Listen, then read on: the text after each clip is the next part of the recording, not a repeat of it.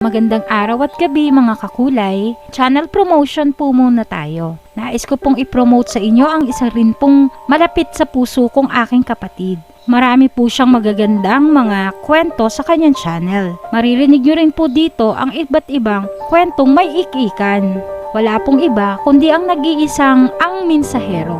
Pagkatapos po ng kwento nating to ay pwede nyo pong dalawin ang channel niya. Para po dun sa ibang hindi pa po nakakapag-subscribe ay mag-subscribe na rin po kayo.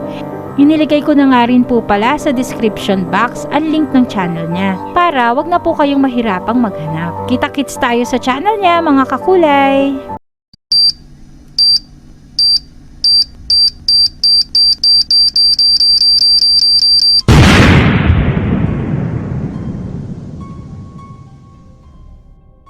Magandang araw at gabi mga kakulay. Nais ko pong i-welcome muna ang mga bago nating subscriber na sila Miss Jenny Vine, Katakes Family, Ernesto Explores, Len TikTok 20, Kayumanggi Vlogs. Dalawin niyo po ang channel niya. At si Miss Tarantadong Babae, mayroon din po siyang YouTube channel, isa rin po siyang narrator. Kaya sana po ay dalawin nyo rin po ang channel niya at mag-subscribe din po kayo sa kanya. Maraming salamat mga kakulay at welcome po kayo sa mga bagong subscriber sa Kakulay Family. Thank you! Ako po si Dipred. Samahan niyo po akong tuklasin ang bumabalot na misteryo at hiwaga sa mundong ating ginagalawan. Dito sa Deep Red Mystery Files.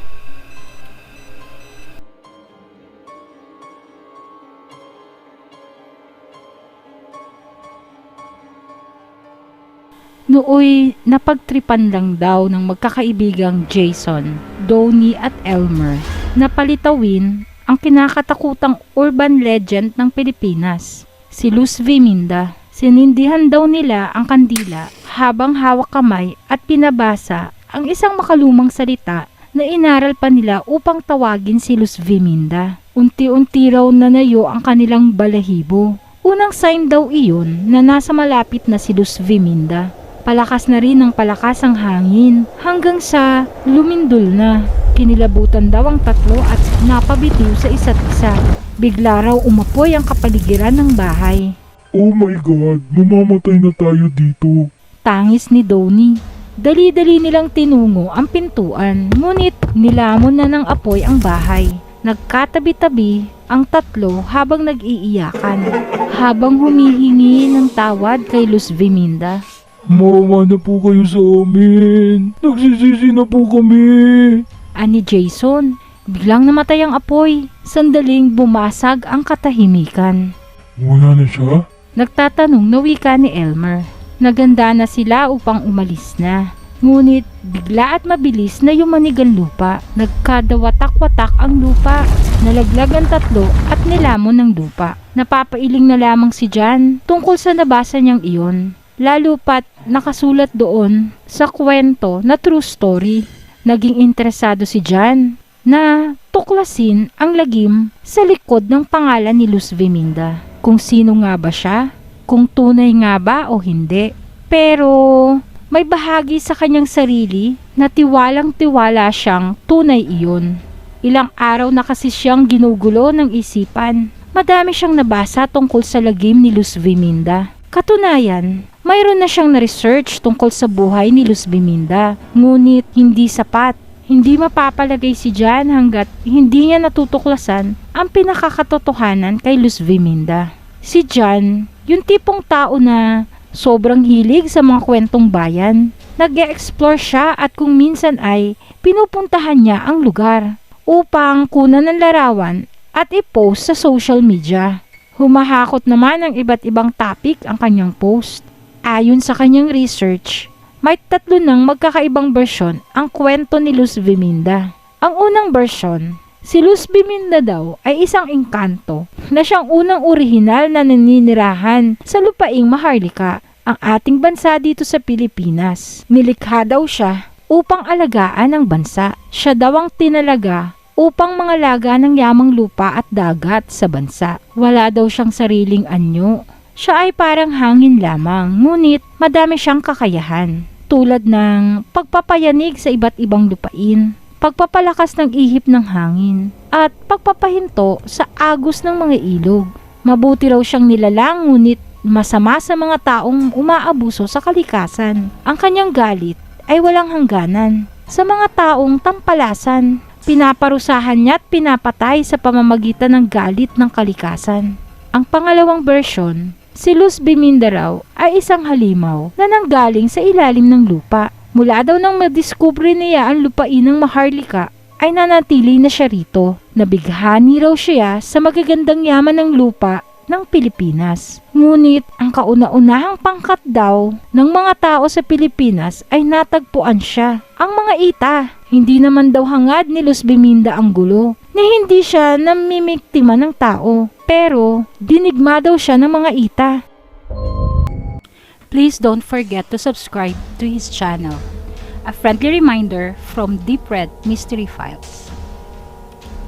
Sumiklab daw ang laban sa pagitan nila. Paulit-ulit daw na nasusugatan si Luz Biminda ng mga ita sa pamamagitan ng palaso at pana. Gayunpaman ay madami ang napatay ni Luz Biminda sa mga ita, hanggang sa nahuli nila si Luz Biminda. Kanila umanong sinunog iyon. Pangatlong bersyon, si Luz Biminda raw ay isang ordinaryong babae na namumuhay noong kapanahunan ng mga Espanyol o Kastila. Siya raw ay binibining maganda at mahinhin. Matulungin siya sa mga kapwa Pilipino. Naibigan umano siya ng mga Espanyol o Kastila.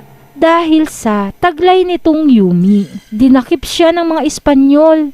Dinala umano sa isang kuweba sa gubat. Ginahasa raw, pinilahan ng mga banyaga, inabuso, at ginawang sex slave.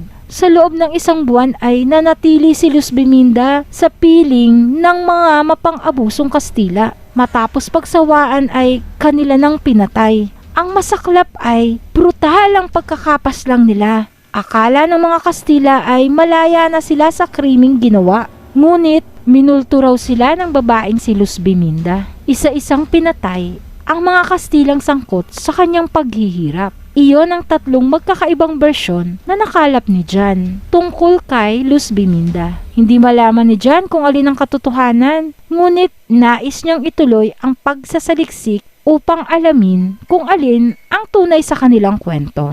Isinagawa na nga ni John ang pagsasaliksik. Kinontak niya ang ilang dalubhasa't mananaliksik. Itanong niya sa kanila ang unang bersyong kwento. Ayon sa kanila ay wala raw itong katotohanan, ngunit hindi maikakailang may kababalaghang nagmula sa mga engkanto. Dahil ang mga engkanto ay totoong mga nilalang na kasama nating namumuhay dito sa mundo. May pinaniniwala ang kwento daw na mayroong ilang nararanasang lagim sa ilang lugar, tulad ng pagbabato sa mga bubong ng bahay nang wala namang nakakakita kung sino ang may pakana.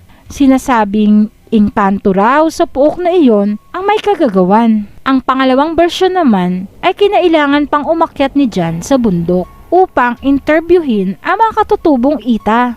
Kung totoo nga ba ang kanilang sinaunang ninunong mga ita ay nakipaglaban kay Luz Biminda. Ngunit nakanganga lamang na nagtataka ang mga ita. Wala raw silang alam sa ganong kwento. Sa halip kung ano-anong historical tungkol sa kasaysayan nilang mga ita ang ikinuwento nila. At ang huling bersyon ay kinalakal ni John ang iba't ibang talambuhay ng ilang banyagang naninirahan dito sa bansa noong araw. Napasok niya ang personal website ng mga Espanyol tungkol sa kanilang ninuno na dumayo sa Pilipinas upang dalahin ang relihiyon. Doon nabasa ni John na mayroon ngang babaeng napakagandang Pilipina na ang pangalan ay Luz Biminda. Nagiging dahilan daw iyon ng pag-aaway-away ng mga Kastila sa pag-ibig ni Luz Biminda, hanggang sa dinakip daw ng ilang Kastila at dinala sa gubat sa may kuweba at doon hinalay ng paulit-ulit. Nakalagay doon ang eksaktong lokasyon at pati ang sketch ng mapa. Tulad ng prinsipyo ni John, hindi siya titigil hanggat hindi natatapos ang kanyang nasimulan. Hanggat hindi nagkakaroon ng kasagutan ang gumugulo sa kanyang utak, tuloy ang pagsasaliksik niya tungkol kay Luz Biminda. Nagsimula siyang maglakbay patungo sa gubat na iyon. Sa paanan pa lang ng bundok na aakyatin niya ay nagkaroon na ng babala mula sa mga tao roon. Boss, naglipa na riyan ang mababangis na hayop. Maalalagay sa panganib ang buhay mo dyan. Mga kwento ni Felmo.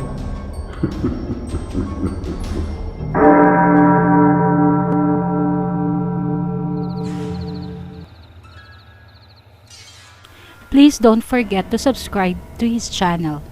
A friendly reminder from Deep Red Mystery Files. Ngunit tulad ng prinsipyo ni Jan, walang makakapigil sa kanya. Naisa na niyang magbayad ng taga roon upang samahan siya sa paglalakbay. Ngunit iyon nga, sa halip, natatakot pa ang mga iyon. Desidido si Jan. Inabot na siya ng ilang oras na paglalakbay sa gubat. Hindi niya iniinda ang pagod. Basta't makamtam niya ang tinatamasa ay magiging ayos na siya. Nangiti si Jan ng matanawang kuweba. Bandang hapon na rin ang mga sandaling iyon. Tinahak niya agad ang papasok sa kuweba. Madilim ang kuweba at madulas ang mga bato. May tubig pala sa ilalim. Sinubukan niyang umubo. Nag-echo ang kanyang tinig. Itinutok niya ang flashlight sa kapaligiran. Ilang sandali na rin siyang naglalakad doon. Hindi niya akalaing malawak pala ang kuweba. Nagsiliparan sa kanya ang madaming paniki. Dumapa siya upang iwasan. Ngunit dinumog siya ng mga ito. Hinubad niya ang jacket at ginamit panlaban sa kanila. Hindi siya nilubayan kaya napilitan na lamang siyang lumabas. Pagkarating sa labas ay nagulat siya. May mga nakahilerang mababangis na asong gubat. Ang sa kanya ay nakaabang. Wari ay gutom na ang mga iyon. Mabilis na tumakbo si Jan patungo kung saan. Nagsitahula naman ang mga aso. Hinabol siya ng mga iyon. Mabilis ang takbo niya. Ubod ng bilis. Inubos niya ang natitira niyang lakas, ngunit naabutan pa din siya ng mga aso. Pinagkakagat siya sa kamay at ilang parte ng katawan. Dumadaing na siya habang nagpapagulong-gulong. Hindi balance ang lupa kaya't napupunta siya sa ibang dako hanggang sa umabot siya sa dulo.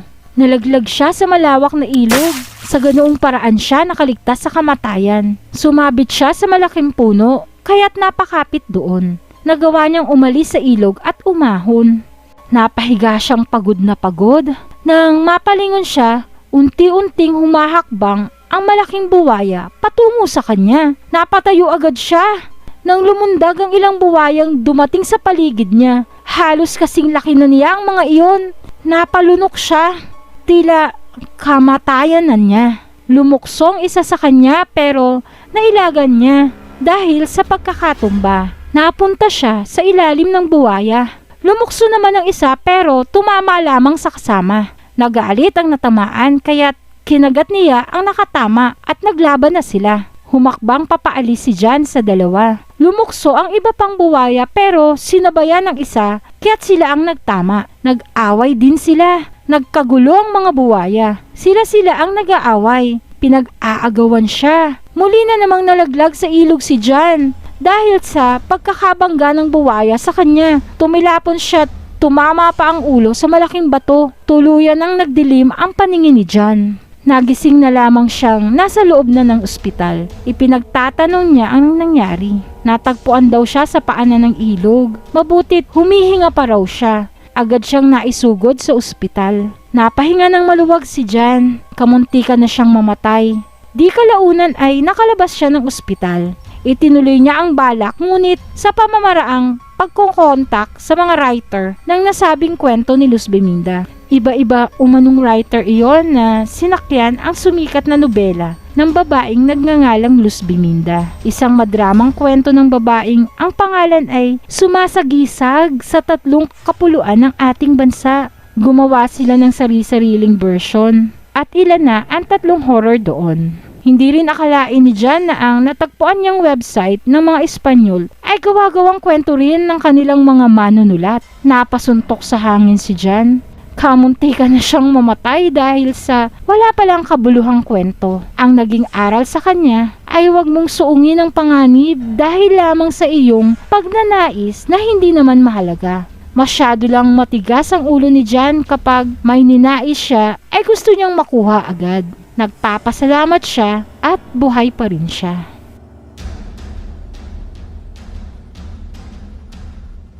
Shout out po kay Boss Tiktilaok Stories at kay Miss Agatha Lovecraft sa pakikinig po ng quarantine. Maraming salamat po sa inyo.